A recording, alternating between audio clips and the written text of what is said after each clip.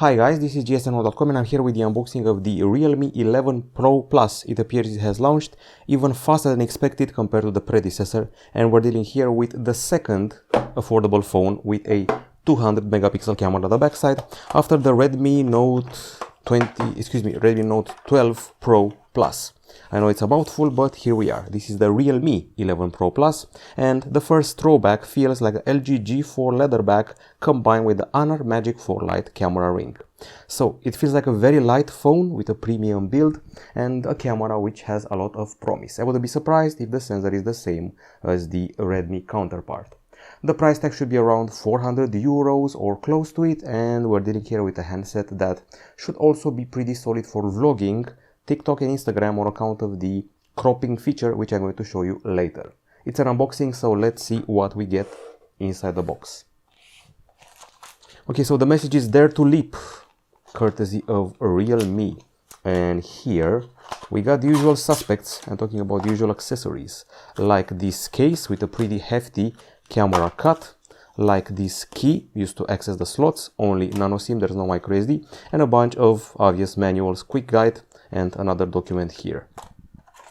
In the box we find as well a hefty charger with an USB-A connector, and the charger provides, let's see here, it provides up to 100 watts of charging and has a, once again, USB-A connector. This is the Super VOOC technology. It's coupled with a cable going from USB-C to USB-A. And that's pretty much it. That's everything available inside the box. No surprises, even though nowadays it does feel like a bit of a surprise when you are getting a charger. Now, this phone here is actually part of a series. It's not by itself. I mean, there's also the regular Pro version, the 11 Pro, which swaps the 200 megapixel camera for a 100 megapixel camera. Okay, so if you want measurements, there are two versions of the phone, 8.2mm or 8.7mm. It weighs a decent 183 grams or 189 grams, depending on the version you have. There's glass at the front side, and it's curved glass on the sides. We have a plastic frame here, which is pretty slim, and at the back side, either leather, imitation, or plastic. It's pretty interesting here to see this imitation of a stitching in the middle of the leather. It's supposed to be inspired by a football, you know, the NFL football, or maybe by a racing stripe.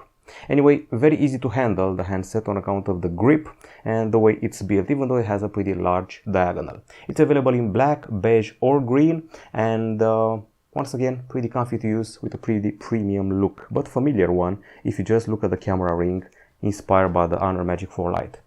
Now, the screen we're seeing right here, this one is a 6.7-inch panel AMOLED, shows 1 billion colors, has HDR10+, 120Hz, and a Full HD Plus resolution.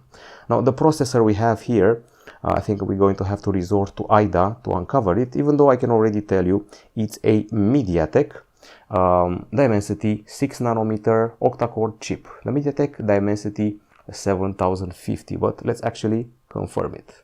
Okay, so it's listed as the 180, but it still could end up being the 750 as far as we know. And I also have to mention the quantity of RAM here. We have here 12 gigs of RAM, which is welcome. There's also a version with 8. We also have 256 gigabytes of storage, 512 gigabytes of storage, or 1 terabyte. Those are the versions we're working with. Okay, so now it's time to talk about the battery, and I will resort to IDA yet again. So if you go here, you can see you have a 5000 mAh battery, which charges at 100 watts, which is welcome. We don't have wireless charging, just so you know.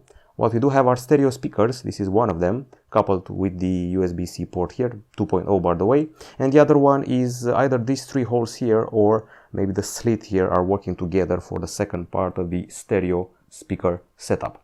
Aside from that, we have an in-display fingerprint scanner around here, this area, although I'm actually using the, well, face unlock to keep things lighter and faster.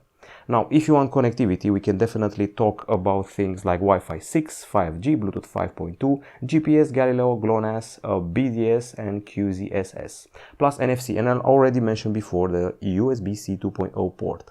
This punch hole here hosts a 32 megapixel selfie camera with f2.5 aperture, while at the back side we have the star of the show, a 200 megapixel main camera with optical image stabilization, phase detection autofocus, and f1.7 aperture. There's also an 8 megapixel ultra-wide camera with f2.2 aperture and another 2 megapixel camera for your macro needs. It has f2.4 aperture, and finally the LED flash is placed here. It only captures video in 4K 30 frames per second, and if I remember correctly, the front camera only does Full HD. Now, it's generous when it comes to options. We have AI here.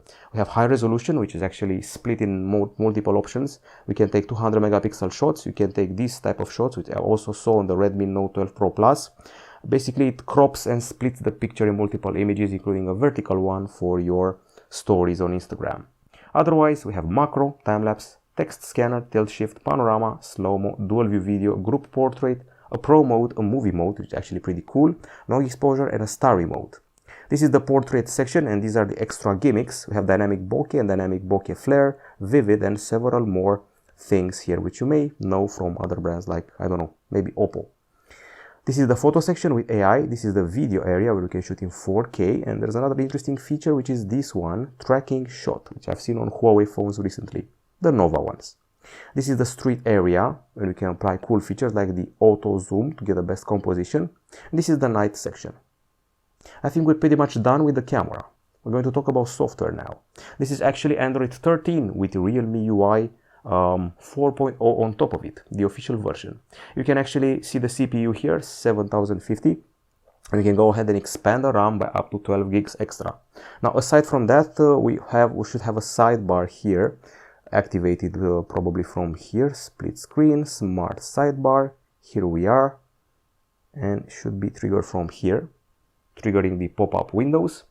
This being a Realme phone, it has quite a degree of customizability, especially when it comes to the icons, widgets, layout, and wallpapers, as you can probably tell. And we didn't forget about the labs section, where you can actually measure your pulse, have a sleep capsule, or a dual mode audio.